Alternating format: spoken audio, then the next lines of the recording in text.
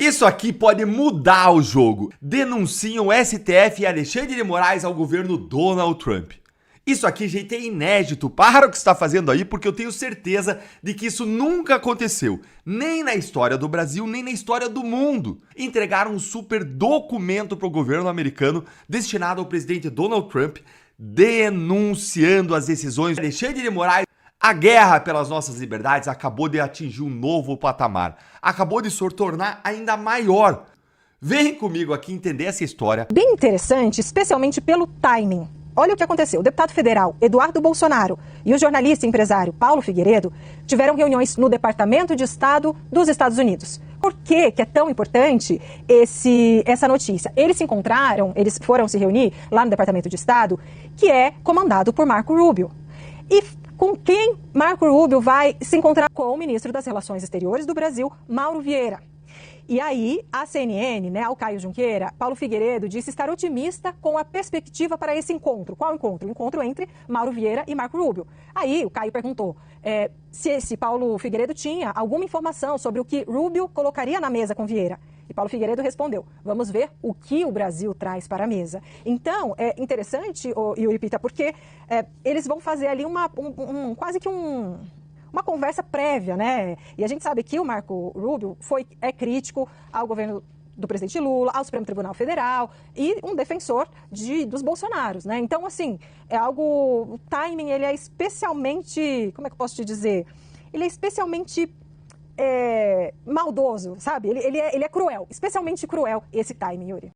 Saindo do prédio do State Department e, como sempre, fazendo o nosso trabalho de atualizações, trazendo as perspectivas e tudo mais que for necessário para esclarecer tudo aquilo que realmente ocorre no Brasil. Não é isso, Paulo? Eu acho que, para as pessoas que falaram que você tinha sido escanteado, não era mais recebido, agora era só a química do Lula, etc, eu acho que cai um pouco por terra essa narrativa, mesmo no meio de um shutdown do governo americano. O governo americano está em shutdown. Continuamos sendo maravilhosamente bem recebidos. Falamos bastante sobre as nossas perspectivas sobre o Brasil, sobre qual é a situação política atual, os avanços que houve e os avanços que não houve no país, em relação à questão da anistia, né? Há uma expectativa em relação à reunião amanhã com o ministro das Relações Exteriores e o Marco Rubio. A gente entende que essas conversas são normais, são boas de acontecerem agora. Esse é o momento de acontecer. Os Estados Unidos estão numa posição forte. Vamos ver o que o Brasil tem a oferecer, o que o Brasil vai trazer para a mesa. A posição dos Estados Unidos me parece ser sempre a mesma e ser muito clara. Vamos ver o que vai ser dito pelo secretário amanhã. Da nossa parte, né, Eduardo, a gente não é governo dos Estados Unidos. A gente vem aqui, expõe o nosso ponto de vista, é ouvido, e eu acho que continuamos sendo bastante ouvidos. E vamos continuar tendo outras reuniões aqui. É importante ressaltar, finalizando, que o Marco Rubio é o único que vai tratar, né, em todo o resto do mundo, quem trata a questão comercial é a equipe comercial. É do secretário Bassett, do Greer, que é representante comercial dos Estados Unidos, e outros atores comerciais. Apenas o Brasil, devido ao forte conteúdo político, que hoje foi reafirmado por Scott Bassett e Greer, numa coletiva de imprensa, na sede do FMI Banco Mundial, mas apenas o Brasil é que terá como líder negociador da questão comercial o secretário Marco Rubio. Então isso daí diz muito. Eu acredito que ficará impossível de tirar da mesa a política, como seria desejável pelo lado brasileiro. Então vamos aguardar a reunião de amanhã, mas a gente tem uma convicção muito forte de que os Estados Unidos seguirá trabalhando para reduzir o poder de regimes totalitários, pessoas que censuram e também que atrapalham a vida das empresas americanas.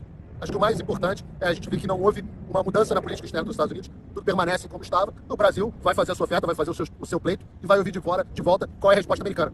Qual é a resposta americana? A gente não sabe, a gente não é secretário de Estado, a gente não vai estar dentro da reunião, mas eu acho que, como o Eduardo disse muito bem, hoje o secretário do Tesouro e o USTR, o representante de comércio, Greer, deixaram muito claro que da nossa tarifa hoje no Brasil, só 10% são questão comercial, 40% são questão política. Como é que vai resolver a questão política? Boa sorte para o Mauro Vieira.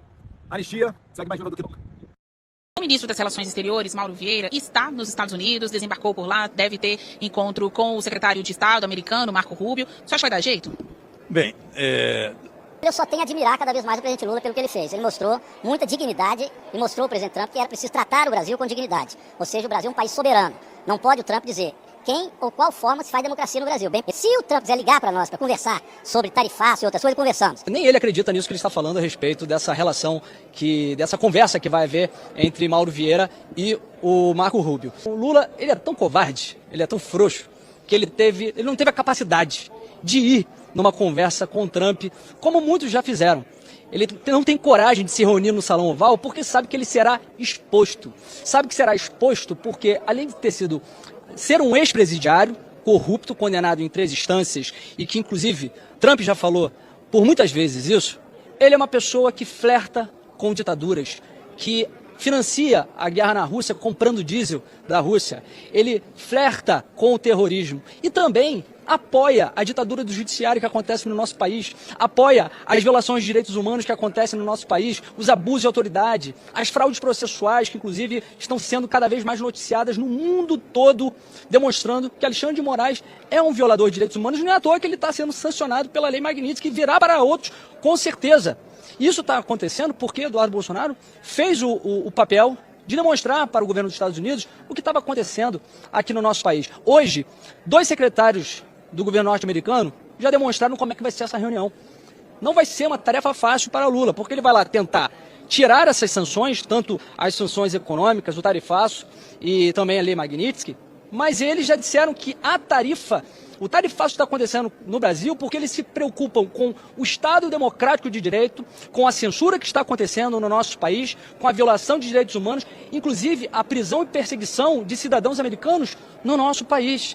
Como é que Lula vai lidar com esse tipo de cartas na mesa que vão ser colocadas por Marco Rubio, que já demonstrou que é alguém muito preocupado com a democracia e com todos os ataques à violação da liberdade de expressão que vem acontecendo no nosso país? O Alexandre é um cara com muita fortaleza. Ele é um psicopata, doente, mas não é fraco. As ações contra o Alexandre foram muito piores, ele ainda não pediu para sair, e a gente nunca achou que ele fosse pedir para sair. E o Barroso, que perdeu o bichinho, é muito triste. Agora, ele acha que vai recuperar o visto porque não faz parte do STF. Meu filhinho, tira o cavalinho da chuva. Porque enquanto você ocupava cargo de ministro do STF, até tinha margem para se negociar. Mas agora você é uma pessoa comum.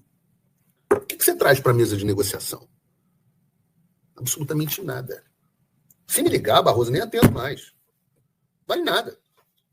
Uma lata de lixo. O único prestígio que você tinha era porque você era ministro do Supremo Tribunal Federal. E falava assim, bom, de repente, se tiver um posicionamento interessante, a gente até recupera o seu visto. Agora, imagina.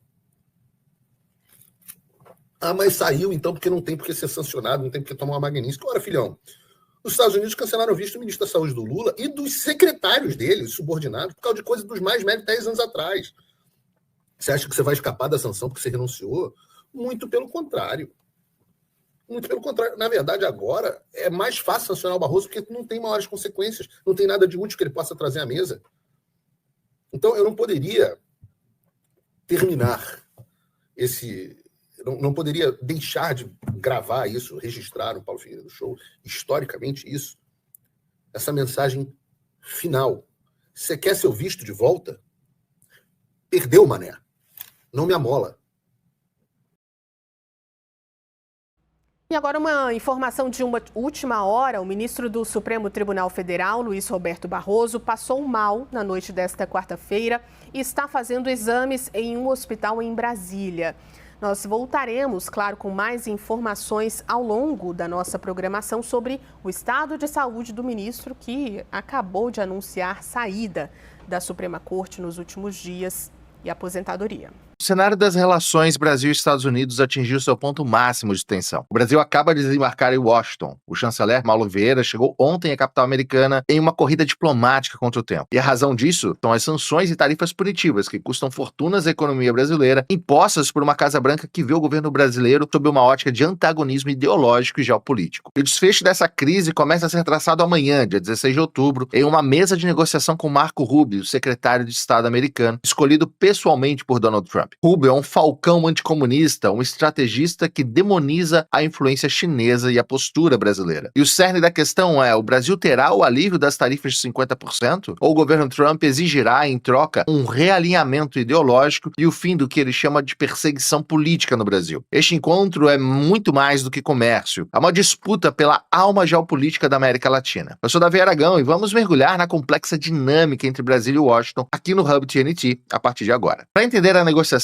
precisamos antes compreender o negociador. Quem é Marco Rubio? Nascido em 1971 em Miami, Flórida, Rubio é filho de imigrantes cubanos que fugiram do regime de Fidel Castro nos anos 50. Esta é a chave para sua visão de mundo, uma rejeição visceral ao autoritarismo de esquerda, o que ele qualifica como uma ameaça existencial à liberdade e à democracia. Formado em Direito pela Universidade de Miami, ele ascendeu rapidamente na política. Serviu na Câmara de Representantes da Flórida entre 2000 e 2008. Chegou a ser presidente da casa. Em 2010, 2010, foi eleito senador pelo Partido Republicano, representando um dos estados mais estratégicos e populosos dos Estados Unidos. Sua atuação nos comitês de relações interiores e de inteligência o transformou em uma voz proeminente e agressiva contra regimes esquerdistas na América Latina, o que na diplomacia o define como um verdadeiro falcão. O histórico de Rubio contra o que ele chama de ditaduras socialistas é extenso e inegociável. Na Venezuela, foi coautor da Lei Verdad, de 2019, que impôs sanções contra o Estado venezuelano e destinou 400 milhões de dólares em ajuda humanitária. Ele foi um dos principais defensores do reconhecimento de Juan Guaidó como presidente interino e pressionou pelo isolamento internacional do regime de Nicolás Maduro. Em Cuba, defendeu o embargo econômico e trabalhou pela reversão da política de normalização de relações iniciadas pelo governo Obama durante o primeiro mandato de Trump. Na Nicarágua, deu respaldo à Lei Nica de 2018, que restringiu empréstimos internacionais ao governo de Daniel Ortega devido à repressão política. Em 2023, sua postura se voltou diretamente ao Brasil. Ele publicou artigos opinativos criticando o governo Lula por sua proximidade com esses países, acusando de tolerar censura e perseguição política no âmbito doméstico. Essa ideologia agressiva prioriza o uso de sanções e pressões diplomáticas para promover democracias alinhadas aos valores americanos, o que, em Brasília, é visto como uma inaceitável ingerência na soberania nacional. E a nomeação de Rubio por Trump é um movimento de xadrez diplomático que merece atenção. Após uma ligação de apenas 30 minutos entre Trump e Lula, no último dia 6 de outubro, Trump designou Rubio como seu principal interlocutor. A grande pergunta é, por que não delegar para técnicos do Departamento de Comércio, como é praxe em disputas tarifárias e aconteceu com China ou México? E a resposta é clara. Trump vê o Brasil não apenas como um parceiro comercial, mas como um caso especial na América Latina, onde questões econômicas se entremeiam, se misturam com política e ideologia. Rubio é o primeiro latino-americano a ocupar o cargo de secretário de Estado, o que lhe confere credibilidade regional. Mas, mais crucial que isso, sua equipe foi instrumental em sugerir a Trump a adoção de sanções contra figuras públicas, como o ministro do STF, Alexandre de Moraes, uma pauta impulsionada por Rubio. A escolha de Trump por Rubio nas negociações sinaliza muita rigidez. Rubio tem pouco espaço de manobra para concessões fáceis. Ele está alinhado à agenda de America First, ou seja, América em primeiro lugar, de Trump, que usa tarifas como alavanca para ganhos estratégicos, como a contenção de influência chinesa e a promoção de reformas democráticas que, segundo ele, garantam a liberdade de expressão. Isso nos leva à reunião de amanhã, 16 de outubro, entre o chanceler Mauro Vieira e o secretário Marco Rubio em Washington. A agenda, acertada em uma conversa telefônica que foi classificada como positiva e objetiva entre os dois em 9 de outubro, visa criar um mecanismo bilateral para a gestão de conflitos e interesses. Do lado brasileiro, a prioridade absoluta é a revogação imediata das tarifas de 50% sobre exportações estratégicas, como aço, soja e outros produtos. O custo disso para a economia brasileira é estimado em bilhões de dólares. E a suspensão de sanções contra autoridades brasileiras impostas com base na Lei Magnitsky. Porém, do lado americano, há demandas muito mais pragmáticas e com fundo político, como uma maior cooperação em segurança cibernética e combate ao narcotráfico, compromissos firmes com a preservação da Amazônia e, como veremos, a redução da dependência brasileira da China. Além disso, todas as questões de repressão política dentro do Brasil com certeza farão parte da pauta de exigências americana. E o STF, sim, estará no centro dessa negociação. E é fundamental sublinhar isso. Este evento prepara o terreno para uma possível cúpula entre os presidentes Lula e Trump, ainda no final deste mês, durante a cúpula da Associação de Nações do Sudeste Asiático, na Malásia, onde os dois estarão presentes. Sob a ótica de Washington, as expectativas reais são pragmáticas, mas fortemente condicionadas. Os Estados Unidos não darão alívio tarifário sem concessões concretas do Brasil. O principal interesse de Rubio é o alinhamento hemisférico contra o que ele e Trump consideram a ameaça que definirá esse século, a China. O gigante asiático é hoje o principal parceiro comercial do Brasil, com pesados investimentos em infraestrutura e minérios críticos. Rubio defende estratégias como a América Cresce, um programa de parcerias público-privadas desenhado para contrabalancear os investimentos chineses na região. No contexto brasileiro, isso se traduz em uma pressão por maior abertura de mercado para produtos americanos e, sobretudo, um posicionamento crítico do Brasil em relação à Venezuela de Maduro. Analistas do Conselho de Relações Exteriores destacam que os Estados Unidos veem o Brasil como pivô para as ações de isolar, restringir e competir contra a expansão chinesa na América Latina. As tarifas, portanto, não são apenas econômicas, são uma moeda de troca geopolítica. A mensagem é muito clara. Sem reformas em liberdade de expressão e regulação de big techs e sem um distanciamento perceptível de Pequim, as tarifas vão persistir. E o objetivo pessoal de Rubio, enraizado em sua herança cubana, é afastar a América Latina da China. Ele é conhecido por sua franqueza em negociações, pressionando aliados a compartilhar o fardo contra ameaças como China, Rússia e Irã. Em audiências no Senado, ele alertou que a influência chinesa de empréstimos e investimentos de infraestrutura cria dívida armadilha e enfraquece a soberania regional. O Brasil, como a maior economia da América do Sul e membro do BRICS, é crucial, especialmente por suas reservas de minérios estratégicos, como lítio e nióbio, essenciais para a indústria tecnológica global. Rubio vê o flerte brasileiro com Pequim como uma brecha para espionagem. Para ele, a estratégia mais eficaz contra regimes autoritários é a utilização de ferramentas de repressão, como a Lei Magnitsky. Através da aplicação da Lei Magnitsky contra Alexandre de Moraes, a intenção de Rubio é promover uma América Latina alinhada aos valores ocidentais, livre de ditaduras e da influência chinesa, punindo a corrupção e a repressão política. O Brasil chega a essa reunião sob uma pressão intensificada pelos últimos acontecimentos. Uma série de eventos criou um efeito cascata e reforça a narrativa de Washington sobre a situação interna brasileira. Primeiro, o caso Odebrecht, o Departamento de Justiça americano reabriu o caso em outubro, emitindo intimações legais e questionando omissões no acordo de 2016, potencialmente expondo aliados do atual governo e ligando a corrupção à Lava Jato. Além disso, o caso de Felipe Martins, quando o CBP, a agência que controla as fronteiras americanas, confirmou que o assessor do antigo governo não entrou nos Estados Unidos em 2022, sugere uma possível fraude documental utilizada como base para prisões pelo STF. Isso reforça a acusação americana de perseguição política. E essa semana, o caso de Flávio Magalhães, que revelou um suposto monitoramento ilegal da Polícia Federal brasileira dentro do território americano, violando a soberania e, em tese, ligando o caso à defesa de Elon Musk contra a censura em sua plataforma, o X, o antigo Twitter. Esses episódios, somados aos bloqueios de processo contra Moraes e às críticas à censura em plataformas como Rumble, criam um cenário de escrutínio internacional. O Brasil entra na reunião com as tarifas como punição pendente, alinhando-se às estratégias de Trump de usar questões de direitos humanos e liberdade de expressão como moeda para ganhos ideológicos e econômicos para os Estados Unidos. Em resumo, um mundo onde superpotências como China e Estados Unidos competem ferozmente por influência, negociações como essa não são apenas sobre comércio, elas são sobre o futuro da democracia e o equilíbrio de poder na América Latina. Marco Rubio representa uma visão que prioriza a liberdade sobre a neutralidade ideológica. O Brasil chega para essa reunião na expectativa de conseguir acabar com as tarifas e também com as sanções contra os ministros. Marco Rubio está entrando nessa reunião com o objetivo de pressionar ainda mais o Brasil contra os avanços autoritários do STF e exigindo um reposicionamento ideológico mais a favor das Américas e principalmente dos Estados Unidos em detrimento à China. Não será fácil para Mauro Vieira iniciar as negociações com Marco Rubio. A gente pode esperar uma reunião super cordial entre os dois amanhã, mas com muita pressão do representante americano em cima do Brasil. Mas agora eu gostaria de perguntar, você acha que essa reunião pavimentará uma parceria estratégica renovada ou aprofundará ainda mais as divisões e a crise tarifária entre Brasil e Estados Unidos? Eu não poderia deixar de falar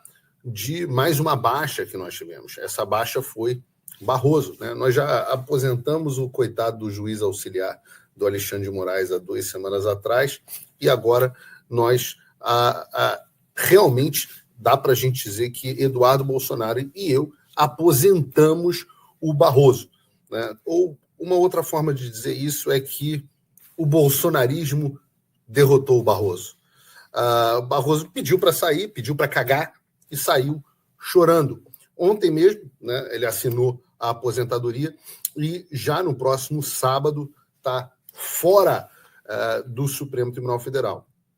Isso é importante, né? Muita gente acha que não, os trabalhos não surtem efeitos. Outro dia eu ouvi um deputado importante, falando para mim, Paulo, tem que ser Magnitsky para todo mundo, porque ninguém está nem aí para esse negócio dos vistos.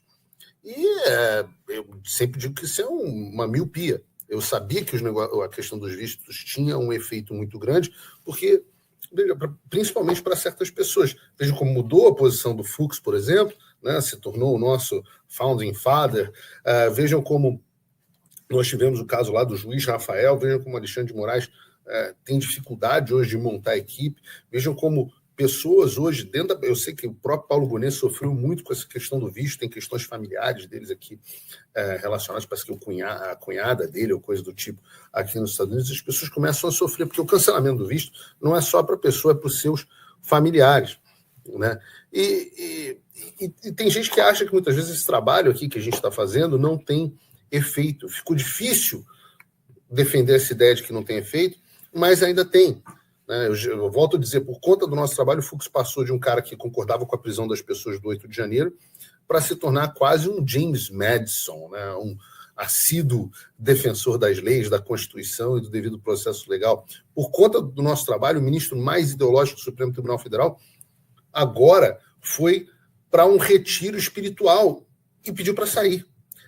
Aliás, essa história do retiro Brahma Kumaris é bizarra demais, tá? É um parêntese aqui. Esse grupo que organiza esse retiro espiritual para o qual o Barroso foi, antes de pedir para sair, foi fundado no Raj britânico, mais especificamente onde hoje é o Paquistão. Eles praticam Raja Yoga para viver em consciência de alma e paz interior. Adoram ao deus Shiva e acreditam em revelações divinas deixadas pelos líderes deles.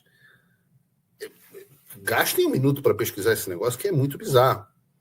Eles também creem que o tempo tem ciclos dominados de ouro, de prata, de cobre, de ferro, e que nós estamos em transição para uma era dourada. Eu vou deixar claro aqui, né? Muitas pessoas dizem, Paulo, respeite a religião dos outros, etc, etc.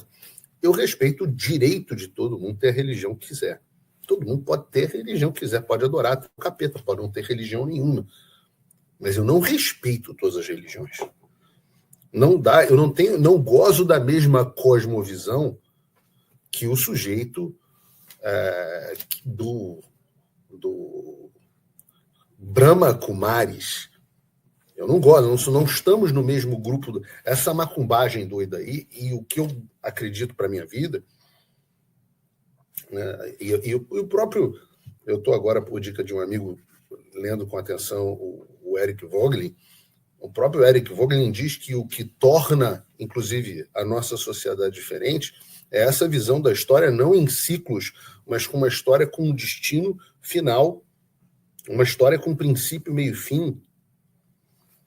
Então nós não partilhamos da mesma visão de mundo. Essa quantidade aí de droga, macumbagem, heresia, não é a minha praia. É normal que seja um adversário ferrenho uma pessoa que tem essa visão. Agora, eu confesso que eu já não dava para esperar muito de termos espirituais de alguém que recebia João de Deus em casa, que encontrava João de Deus diversas vezes na Abadiânia, né, onde grande parte desses trabalhos ocorriam.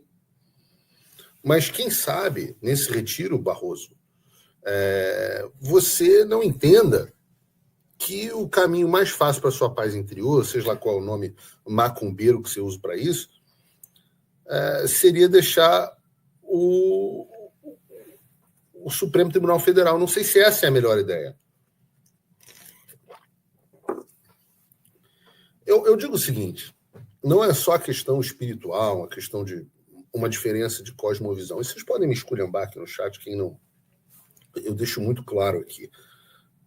Eu não enxergo equivalência entre as religiões. Há uma religião verdadeira e essa religião é a religião cristã.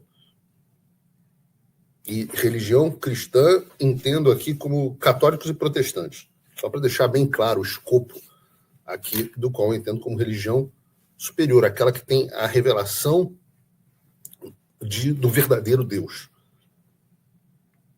Esse negócio, eu volto a dizer, não tenho nenhum respeito por essas visões. Tenho respeito pelo direito das pessoas praticarem essas religiões, não pela religião em si. Eu já tive discussão até com gente famosa da direita, na época da Jovem Pan, esse negócio. Né? Quem lembra, lembra. Mas eu devo dizer que, além disso, há um certo desprezo por essa arregada. Porque eu digo a vocês, eu tenho desprezo por pessoas que arregam tão fácil. Como diz o lendário Auê de Petrópolis, saudoso, não aguentou 10 minutos de porrada comigo. Explico para vocês. Eu sou um jornalista, um imigrante ferrado, né? Não sou rico. Teus amigos bloquearam tudo que eu tenho no Brasil, Barroso. Parece aí que tem vários processos criminais que vocês abriram contra mim, multaram mais de 100 milhões de reais na CVM, cancelaram meu passaporte, alvo de uma campanha de difamação gigantesca. E eu tô aqui. Eu tô aqui. Onde é que eu tô? Eu tô arregando? Não, eu tô aqui em Washington brigando com vocês. Agora, o cara é ministro, Barroso é ministro do Supremo Tribunal Federal. ocupa o cargo mais poderoso do Brasil, muito mais poderoso que um presidente da República. Era presidente do Supremo Tribunal Federal até mês passado. E perde o visto para os Estados Unidos e chora pedindo arrego. Que vergonha. Eu tenho desprezo por gente assim. Desprezo por gente fraca. Eu digo que, sempre disse isso, que virtude cardinal, fortaleza é a virtude cardinal mais em falta no Brasil. E pelo menos nesse aspecto, o Alexandre é um cara com muita fortaleza. Ele é um psicopata, doente, mas não é fraco. As ações contra o Alexandre foram muito piores, ele ainda não pediu para sair, e a gente nunca achou que ele fosse pedir para sair. E o Barroso, que perdeu o bichinho, muito triste. Agora, ele acha que vai recuperar o visto porque não faz parte do STF. Meu filhinho, tira o cavalinho da chuva. Porque enquanto você ocupava cargo de ministro do STF, até tinha margem para se negociar. Mas agora você é uma pessoa comum. O que você traz para a mesa de negociação? Absolutamente nada. Se me ligar, Barroso, nem atendo mais. Vale nada. Uma lata de lixo. O único prestígio que você tinha era porque você era ministro do Supremo Tribunal Federal. Eu falava assim, bom, de repente, se tiver um posicionamento interessante, a gente até recupera o seu visto. Agora, imagina. Ah, mas saiu então porque não tem porque ser sancionado, não tem porque tomar uma magnífica. Ora, filhão, os Estados Unidos cancelaram o visto do ministro da Saúde do Lula e dos secretários dele, os subordinados, por causa de coisas dos mais médios 10 anos atrás. Você acha que você vai escapar da sanção porque você renunciou? Muito pelo contrário.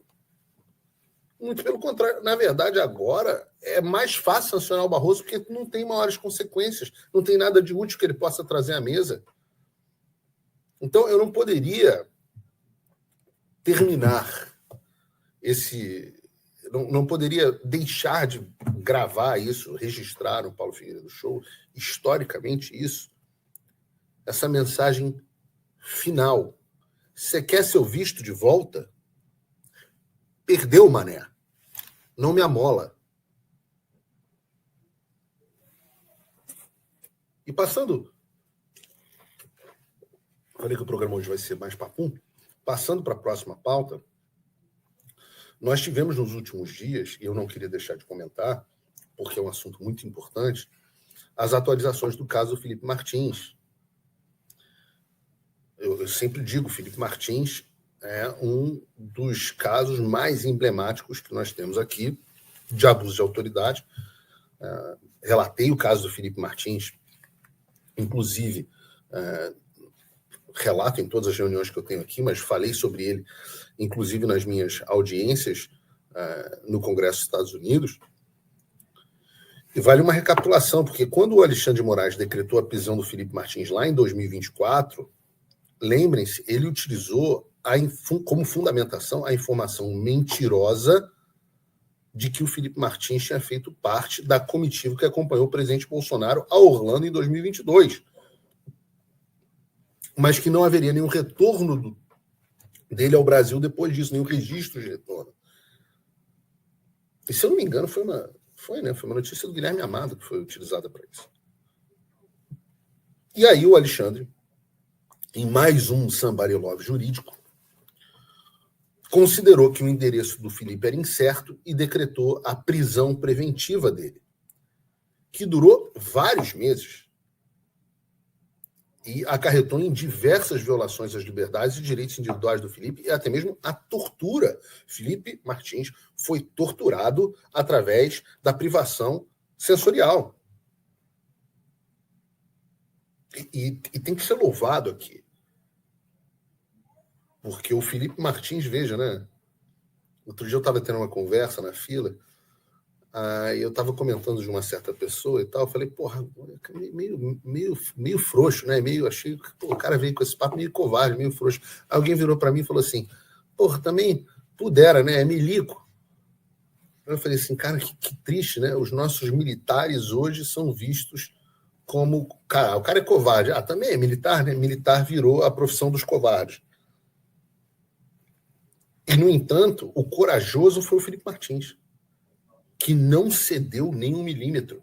Felipe Martins sofreu essa prisão, é importante deixar claro, porque um militar, que foi o coronel Mauro Cid, havia cedido e feito uma colaboração premiada, uma delação, que estava sob risco e foi questionada. E todos sabemos que é uma fraude. Então, Alexandre achava que falava, bom, se eu conseguir uma segunda delação, eu consigo calar e sanar os problemas da primeira e me livro da necessidade da delação do Mauro Cid. E esse foi o objetivo da prisão do Felipe Martins. E o Felipe não cedeu. E a essa altura todo mundo já sabia na época, que o registro de viagem do Felipe era falso.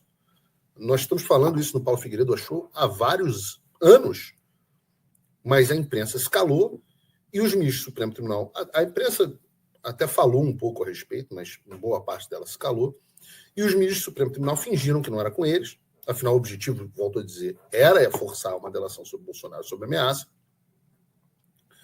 similar ao que eles fizeram no Mauro Cid, né? Você prende o cara, pressiona ele, ameaça a família, destrói a vida do cara e oferece uma delação que magicamente vai resolver todos os problemas da vida dele. Mas o Felipe quebrou o plano deles, manteve a cabeça erguida e se manteve firme nos princípios, né? Como ele mesmo disse, não delatei, não delatarei, porque não há o que delatar. E é difícil ter uma postura tão firme diante de toda essa pressão. Como eu digo assim, forças especiais não tiveram. Agora, depois de todo esse período de violações de direitos, da prisão ilegal e tentativas de coerção, a denúncia que é feita por nós, e algo que eu carreguei muito forte aqui dentro dos Estados Unidos, ganhou finalmente respaldo.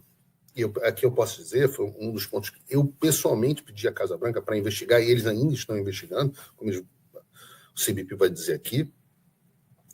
Essa denúncia ganhou respaldo agora de uma declaração oficial do CBP, o Customs and Border Patrol dos Estados Unidos, que é a agência responsável por todo o controle imigratório relacionado ao país. E eu quero ler com vocês o que eles escreveram na mensagem.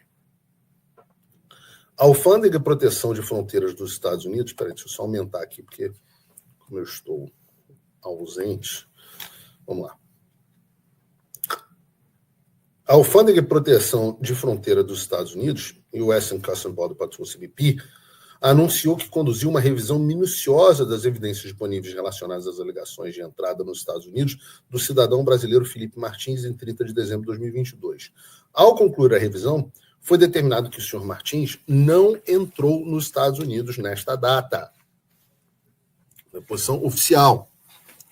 Esta constatação contradiz diretamente as afirmações feitas pelo ministro do Supremo Tribunal Federal do Brasil, Alexandre de Moraes, indivíduo que foi recentemente sancionado pelos Estados Unidos por violações de direitos humanos contra o povo brasileiro. Reconhecemos que o ministro Moraes citou um registro incorreto para justificar a prisão prolongada do senhor Martins. A inclusão desse registro impreciso nos sistemas oficiais da CBP continua sob investigação e a agência tomará as medidas apropriadas para evitar que discrepâncias semelhantes ocorram no futuro. E aqui eu faço uma pausa. E tem gente que nem gosta que eu fale disso, e tem algumas coisas nesse sentido que eu nem tornei públicas, que chegaram à minha informação, e algumas eu acho que ainda não é o momento de tornar. Mas pode ser que tenha havido um erro. Eu explico por quê. Esse erro, o CBP é uma zona aqui nos Estados Unidos. Tá? Esse I-94, se não me engano, segundo esses formulários, eu tenho vários com o meu nome errado. Eu me chamo, como vocês podem ver pelos processos que com frequência saem por aí, eu tenho um nome grande. Paulo Renato de Oliveira Figueiredo Filho. Meu nome nunca cabe. Então, às vezes, eles abreviam R, às vezes eles abreviam, de forma que muitas vezes eu tenho múltiplas entradas nos Estados Unidos que não batem entre si. Eu já tive passaporte colocado de data errada. Então, isso aconteceu comigo, como um réis mortal, um cidadão comum. Em termos de voos privados e etc., no caso, um voo de presidente da República, pode ter havido informação inserida de forma errada, a gente não sabe ainda com detalhes o que aconteceu. Esse não é o ponto principal que está sendo abordado aqui. Claro, havia, e talvez isso seja uma possibilidade ainda, a suspeita de que houvesse alguém dentro do CBP em conluio com Alexandre de Moraes para inserir os dados falsos do Felipe Martins, com vistas, com planos de prendê-lo no futuro. Eu, particularmente, Paulo, considero essa ideia improvável. E não me parece que as evidências estão caminhando nessa direção. O que me parece é que houve um erro, que a gente ainda não sabe quais são as origens desse erro, e, de novo, não é uma conclusão, é uma especulação. E o que não muda nada a gravidade do que aconteceu. O que não muda em absolutamente nada a gravidade do que aconteceu. Porque Alexandre já tinha muito mais informações de que o Felipe não estava lá. Os registros não eram suficientes para decretar a prisão preventiva. Ainda que, vamos voltar aqui, ainda que o Felipe tivesse ido aos Estados Unidos, não há nada de ilegal em ir para os Estados Unidos. O Felipe não era procurado, não foi chamado pela justiça, não houve nada. O Felipe foi encontrado no Brasil, na sua casa. A utilização desses dados errados colocados dentro do CBP, apesar das inúmeras provas de defesa e a manutenção indevida da prisão do Felipe, é que são o grande escândalo. Para que a gente nunca perca a direção desse sentido. Porque amanhã se descobre, não foi má fé, foi um erro. Não, foi um erro a inclusão dentro do sistema. Pode ter sido um erro, mas a utilização desses dados certamente foi má fé. Essa certamente foi má fé. Eu não vou fazer aqui, eu vejo algumas pessoas fazendo, talvez elas tenham informações que a Casa Branca não tem, que eu também não tenho. É possível, a gente não sabe tudo. Mas eu vejo algumas pessoas dizendo assim, o caso Felipe Martins será a bala de prata, etc, etc. Eu falo assim, ora, isso ignora o grau de abuso e absurdo que nós já sabemos que o caso do Felipe Martins tem. Se amanhã se descobrirem que foi um erro a inclusão, digamos, alguém que trabalhasse no governo Bolsonaro, que tenha erroneamente achado que o Felipe ia participar da viagem e mandado um manifesto de voo original com a data equivocada ou com o nome do Felipe Martins equivocado, com os dados equivocados, porque, convenhamos, a turma do governo Bolsonaro também faz muita merda, isso não muda e não minimiza a gravidade dos fatos que ocorreram com o Felipe Martins. E o que a gente está encontrando aqui, com essa declaração do CBP, é uma prova de que Alexandre de Moraes cometeu crime de abuso de autoridade. Mais uma. Porque já sabia que essas informações eram errôneas e ainda assim manteve a prisão o máximo que pôde, até que viu que Felipe não iria fazer a delação. Continua a nota. O próprio CBP, continua na nota, o CBP condena veementemente qualquer uso indevido desse registro falso para sustentar a condenação ou prisão do senhor Martins ou de qualquer outra pessoa. Reafirmamos o nosso compromisso em manter a integridade dos registros fronteiriços e em defender os princípios de direitos humanos. Há mais informações, blá, blá, blá. O ponto outro ponto, é que nós temos uma declaração, mais uma declaração do governo americano. Alô, Globo News, alô, Dora Kramer. Vocês estavam dizendo que o governo Trump tinha recuado. Então, esse governo Trump está escrevendo uma nota dizendo que o pseudo-juiz Alexandre de Moraes se utilizou de informações falsas para justificar a prisão prolongada de um cidadão brasileiro que até hoje está com os seus direitos para justificar. O Felipe continua com os seus direitos restritos e está sob possibilidade de ir para a prisão em breve. Foi o Guilherme Amado, né? Alô, Guilherme Amado, você que publicou uma matéria, obrigado, produção, dizendo que o Felipe havia sim entrado nos Estados Unidos. Guilherme Amado, vai ter, vamos aqui, profissional, olha aqui na lente da verdade, como dizia o Clodovil. Vai ter retratação? Vai ter retratação profissional? Até do próprio Metrópolis, que é um veículo aqui, eu reputo certa qualidade. Fake news publicada no jornal sem retratação?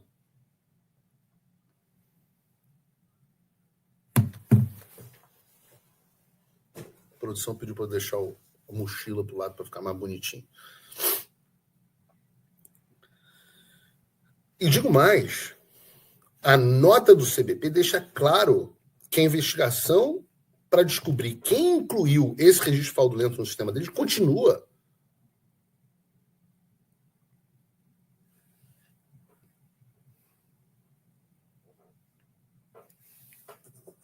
E eu quero que seja uma bala de prata. Eu quero que seja uma bala de prata. E a gente vai continuar a investigação. A gente vai continuar. Aliás, hoje mesmo eu janto com a pessoa que tratou dessa investigação internamente dentro da Casa Branca. Hoje janto. Vamos ver. O que está confirmado é que o pseudo-juiz Alexandre de Moraes se valeu de um documento falso para prender e prolongar a visão de um cidadão por motivos políticos. Sobre isso não tem dúvidas. A carta do CBP, a declaração pública do CBP, fez questão de deixar isso muito claro.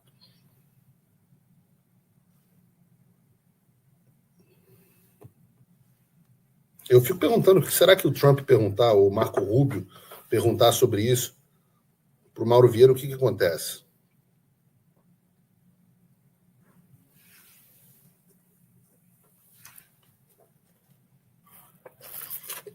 Nas discussões, o que é que o Lula e o Haddad, o Mauro Vieira vão dizer sobre o fato do pseudo-juiz Alexandre de Moraes ter destituído ilegal e unilateralmente a defesa dessa mesma pessoa que foi presa após a inserção falsa de informações no sistema do CBP americano? Ou agora o juiz pode decidir demitir advogado réu por terem abusado do poder de defesa? Isso também é Estado Democrático de Direito? Não sei, não. Eu acho que é difícil explicar essas coisas, né? Então você, meu amiguinho que está empolgado com as negociações do Brasil e Estados Unidos, fica com os olhos abertos, porque tem muita coisa para acontecer ainda. Cenas dos próximos capítulos. Eu queria falar mais sobre o caso do Felipe, mas há outro caso importante,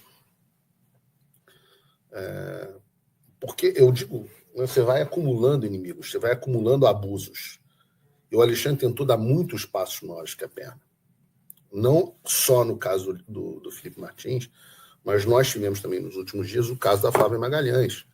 Se você não lembra do caso dela, eu já trouxe o advogado dela aqui no programa, e a própria Flávia, e eu faço aqui, eu cito o caso, citei também o caso da Flávia nas minhas audiências no Congresso, eu faço aqui uma recapitulação.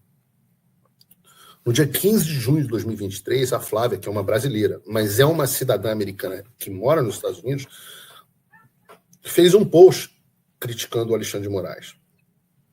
Na verdade, acho que ela fez um post criticando as urnas eletrônicas, algo assim. Acho que ela fez um Brasil Stone, uma coisa assim. E essa foi uma postagem feita em solo americano, em uma rede social americana e por uma cidadã americana. Então, uma pessoa que está completamente coberta pelas leis e pela Constituição dos Estados Unidos, inclusive no que tange a liberdade de expressão. No entanto, algumas semanas depois, ela descobriu que a conta dela no X havia sido banida por uma decisão judicial brasileira. A vida dela continuou e, em dezembro de 2023, por razões médicas, ela decidiu ir para o Brasil. Muitas vezes a gente vai para o Brasil, é uma coisa que eu obviamente não vou, mas muitos de nós que moramos nos Estados Unidos vamos ao Brasil para tratar de saúde, porque a saúde aqui nos Estados Unidos é uma bosta. É uma bosta. Não é que a saúde toda é uma bosta, né? Mas é ruim você... Sei lá, a gente não gosta. A gente gosta do nosso médico no Brasil. Se você tem plano de saúde, né? Se você tem acesso a médicos privados no Brasil, o SUS, obviamente, não é bom. Mas se você tem acesso a médicos privados no Brasil, você prefere se tratar no Brasil. E essa pior é que é verdade isso para a maioria dos brasileiros. Que se tem alguém aqui no chat que mora nos Estados Unidos e vai fazer tratamento médico e dentário no Brasil, fala aqui. Mas, enfim, ela decidiu ir ao Brasil. E aqui começou uma surpresa, porque quando ela chegou em Recife, ela descobriu uma notificação da Polícia Federal dizendo que o passaporte dela era falso. E ela soube disso porque deu a sorte de encontrar um agente da Polícia Federal que não faz parte da Gestapo do Alexandre e que confirmou que o passaporte dela era verdadeiro e informou a Flávia que havia uma restrição no passaporte brasileiro dela, recomendando então que ela entrasse no Brasil com passaporte americano. Ela gravou um áudio explicando tudo isso para uma amiga e esse áudio viralizou. Depois disso, ela deu uma entrevista ao meu amigo, querido amigo, um abraço para ele, saudades, Coronel Gerson Gomes, e a partir daí a perseguição se intensificou ainda mais. Em abril de 2024, ela descobriu uma ordem de prisão contra ela, datada de 8 de fevereiro de 2024. Porém, uma vez que o advogado dela teve acesso ao processo, descobriu que a ordem de prisão havia sido dada no dia 30 de dezembro de 2023, algumas semanas depois dela retornar ao Brasil. E no mandado de prisão constava o nome do passaporte americano dela, Flávia Magalhães Soares. Talvez percebendo que a cagada tinha ficado evidente demais, em janeiro de 2024, o Alexandre muda o mandado de prisão e adiciona também o passaporte brasileiro dela. Um mês depois, a Flávia vai e participa de uma manifestação na Flórida, como ela já estava acostumada a fazer aqui com meus queridos amigos da IS Brasil. Chegando lá, ela teve uma surpresa. A organização do evento avisa a ela que, diferente do que acontecia normalmente, ela não iria discursar na manifestação e ficaria em uma posição menos visível na barraca d'água. A razão, a presença de agentes da Polícia Federal do Brasil na manifestação. A Polícia Federal do Brasil estava monitorando uma cidadã americana em Fort Lauderdale, na Flórida. Falei agora igual o brasileiro fala, né? Fort Lauderdale. Em inglês se diz Fort Lauderdale. Na Flórida, por publicações que ela havia feito criticando o Supremo Tribunal Federal. Tudo isso sem o consentimento ou ciência das autoridades americanas e de maneira completa e absolutamente legal. Como esses mafiosos gostam que seja feito. Inclusive, eu posso dizer aqui que órgãos de inteligência, isso é a primeira vez que eu estou dizendo isso, mas órgãos de inteligência aliados procuraram Eduardo Bolsonaro e eu para nos avisar que nós também estávamos sendo alvos de monitoramento ilegal em solo americano. Algo que nós, obviamente, tomamos ciência e passamos a ter cuidado. E isso é algo que nós nunca dissemos publicamente, mas é a verdade. Nós recebemos informações de que também estávamos sendo alvo de monitoramento, inclusive, pessoalmente, ilegais por agentes da Gestapo brasileira. E outros.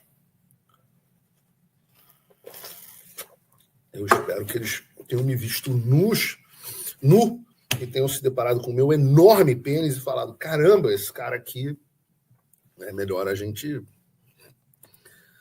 sair fora. Que me monitorem de perto, vão falar assim, porra, maluco, é pica. Quebraram todos os meus sigilos. Eu, por mim, projeto OnlyFans, vou só malhar mais para melhorar o shape, mas o projeto OnlyFans é inevitável. Fato é que a Flávia relata que havia diversos agentes da Polícia Federal, sendo que um específico ficou rodeando a barraca de água e monitorando o que ela estava fazendo. Para a sorte da Flávia, um homem chegou para cumprimentá-la, porque havia visto a Flávia dar a entrevista do Coronel Gerson, e então ela pediu que ele ficasse ali na barraca d'água, impedindo até que ela estivesse sozinha na presença dos agentes da Polícia Federal. Agora, vejam só o grau de distopia que nós estamos vivendo. Na última quinta-feira, o advogado da Flávia Magalhães, que já entrevistamos aqui, o Dr. Paulo Faria, teve acesso aos autos do processo, finalmente, e lá havia um documento da coordenação geral da Polícia Internacional da Polícia Federal, cujo assunto era um mandado de prisão contra ela datado em 8 de janeiro de 2024. Juntando esses fatos, nós temos uma cidadã americana que foi perseguida por fazer postagem na internet, que só não foi presa no Brasil porque encontrou um agente da Polícia Federal que não se rendeu ao regime e alertou para que ela entrasse no país com passaporte americano. Ela que foi alvo de um mandado de prisão e um mês depois estava sendo monitorada em solo americano pela Polícia Federal. Qual era o intuito desse monitoramento ilegal? Eu me pergunto. Sequestrar a Flávia Magalhães, assim como os juízes auxiliares do Alexandre sugeriram que fizessem com Alan dos Santos, mandar os jagunços para sequestrar uma cidadã americana em plena Flórida? Se vierem me sequestrar, vão ter trabalho. Vão ter trabalho. As evidências são muito graves.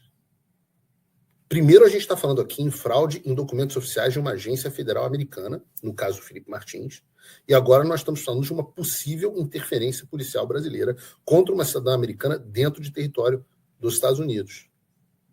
Na última segunda-feira, nessa semana, a Flávia divulgou que, algo que gentilmente, obviamente eu já tinha conhecimento, mas ela tornou público, o fato de que os advogados do Elon Musk entraram em contato com ela, colocando uma equipe à sua disposição para defendê-la, inclusive na Justiça dos Estados Unidos.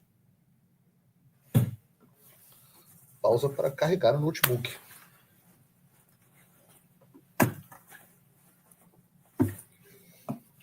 Não precisa cortar não, Bruno. Não precisa cortar não. Quem sabe faz ao vivo.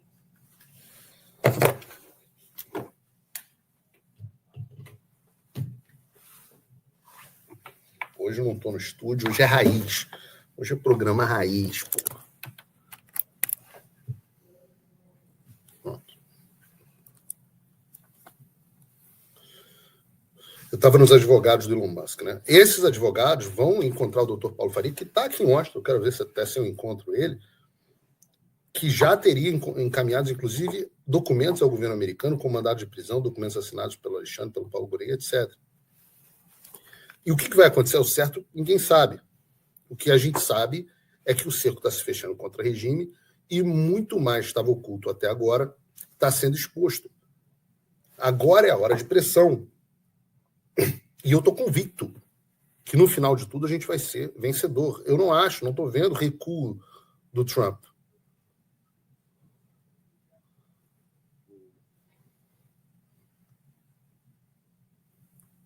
Chegou uma mensagem aqui para mim, justamente de uma reunião que a gente vai ter agora, no Departamento de Estado. E esse é o ponto, né? As pessoas pensam que esses trabalhos param, mas não são múltiplas frentes, são múltiplas ações. Agora tem a contratação de um advogado para trabalhar junto com o Departamento de Justiça para evitar que o Departamento de Justiça aceite pedidos de cooperação vindo do Alexandre de Moraes. Veja que interessante, uma nova frente de ação. E é assim que a gente vai minando o regime.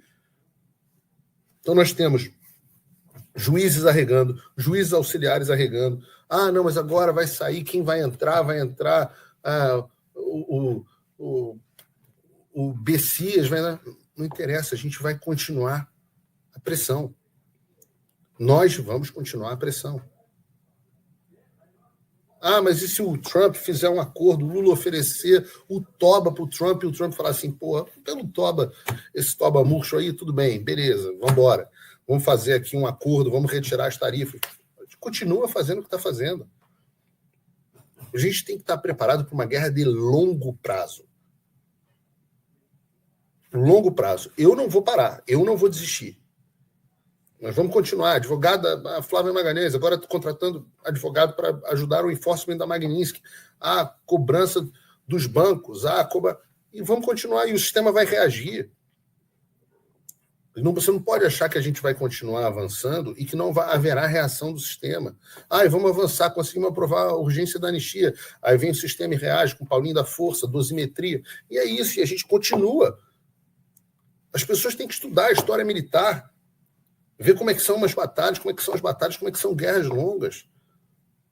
Às vezes a gente fica anos e anos e anos numa guerra como a Primeira Guerra Mundial, uma guerra de trincheira, cada um do seu lado, com praticamente nenhum avanço dos dois lados.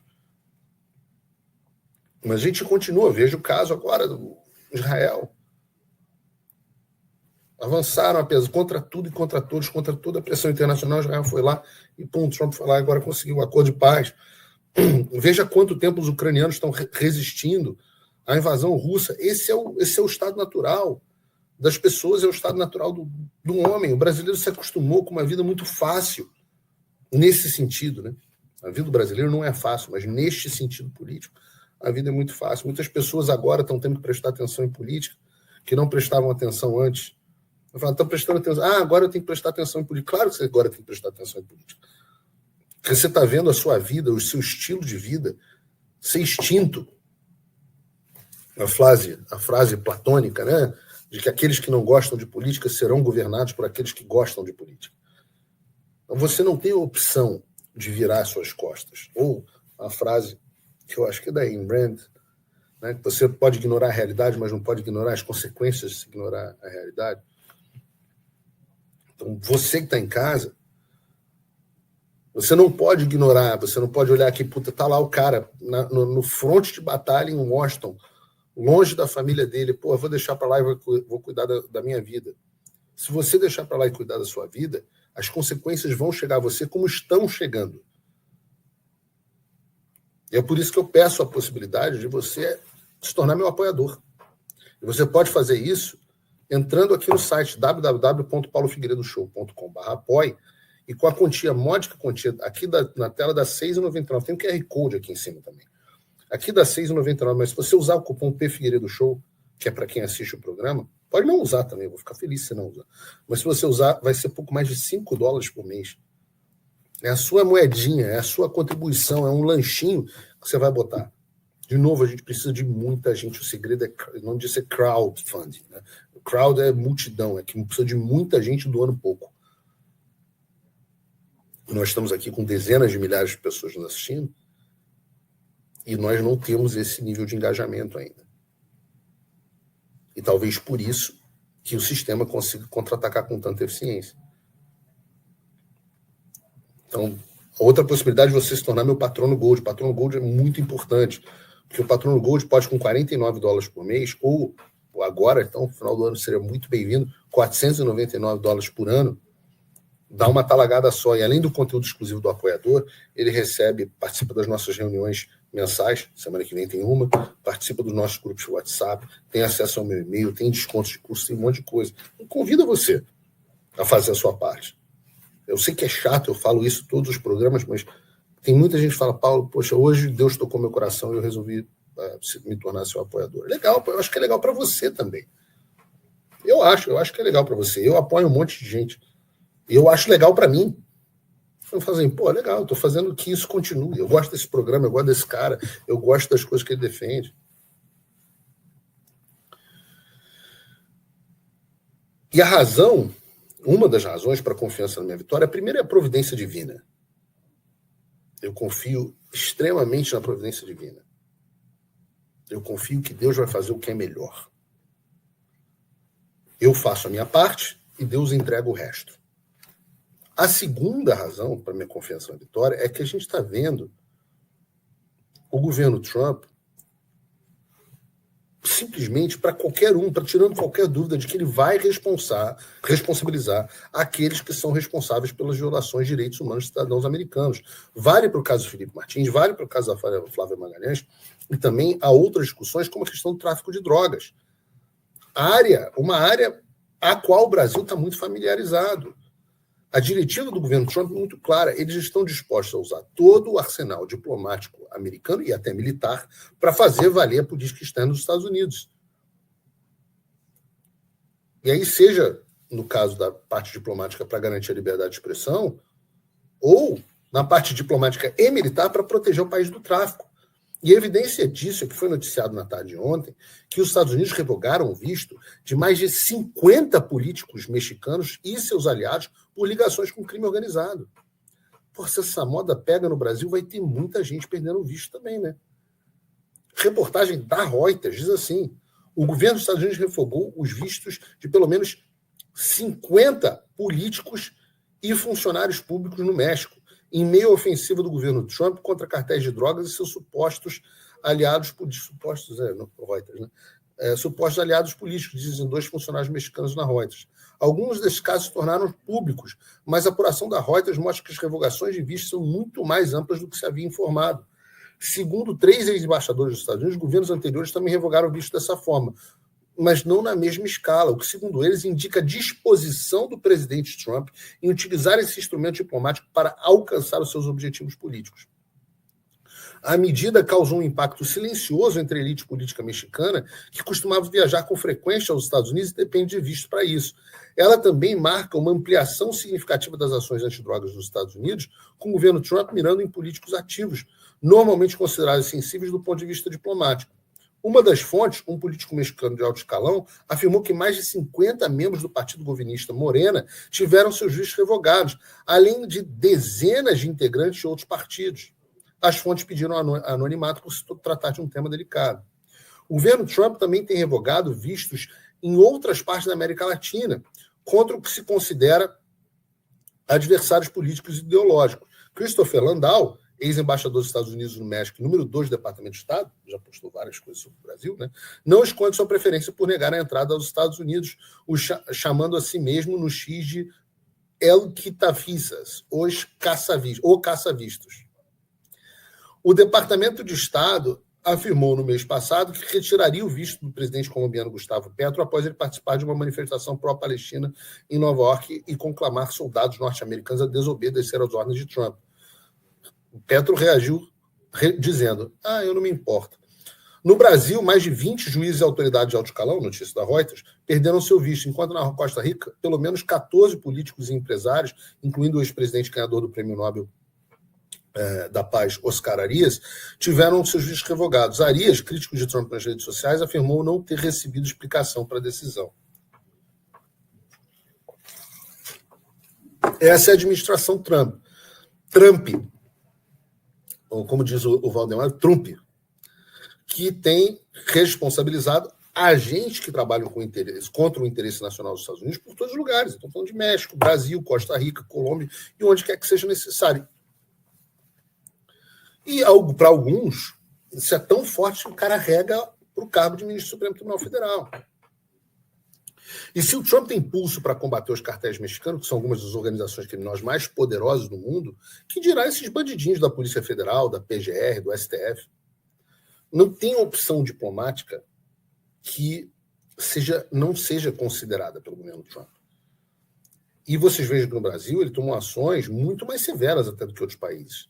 O que mostra o grau de preocupação deles com o nosso Brasil. No México, a gente só teve cancelamento de visto. No Brasil, a gente tem a lei Magnitsky aplicada ao ministro da Suprema Corte, sua esposa e as suas empresas. Então, você pense sobre isso na próxima vez que você achar que o Trump não está nem aí para o Brasil. Né? E leve em consideração esses escândalos que eu falei, na Flávia Magalhães, Felipe Martins e todas as outras coisas que nós vamos buscar. Como a gente está vendo, o governo Trump é um governo que não recua até que ele alcance os objetivos estratégicos, e eu tenho certeza que não será diferente do Brasil. Tenho que correr aqui com vocês, eu vou tentar engolir alguma coisa e vou para reuniões justamente com esse governo, aliás, parabenizá-los aqui pela decisão do México. Quero agradecer enormemente o seu apoio, você que me apoia é quem garante o nosso programa é um oferecimento daqueles que me apoiam, e aqueles que não me apoiam, eu convido vocês a se tornarem meus apoiadores, acessando o QR Code aqui em cima, ou www.paulofigueiredoshow.com/apoie. De novo, módica quantia, pouco mais de $5 por mês se você usar o cupom Figueiredo Show, ou se você tornar meu apoiador, $49 por mês, $499 por ano, você garante aí todos esses nossos planos de expansão. Eu volto a dizer, eu não tenho dinheiro da SECOM. Enquanto o Mauro Vieira está vindo aqui amanhã para se reunir com o pessoal do Departamento de Estado com dinheiro do governo brasileiro, nós aqui, eu estou vindo aqui me reunir com o meu dinheiro, com o meu trabalho, fruto do meu trabalho. Quando você me ajuda, você garante que eu possa continuar fazendo isso. Tem aqui também, você pode fazer uma doação de Bitcoin, tem um QR Code aqui em qualquer valor no site abaixo, ou se cadastrar de graça no meu site, para que a gente possa manter o contato caso alguma das minhas redes caia e receber as principais notícias todos os dias. Eu agradeço a enorme audiência, peço desculpas pelo programa mais curtinho de hoje e vou tentar que amanhã nós também tenhamos mais Paulo Figueiredo Show. Deus abençoe o Brasil. E mais do que nunca, Deus abençoe a América. Até amanhã. Figueiredo.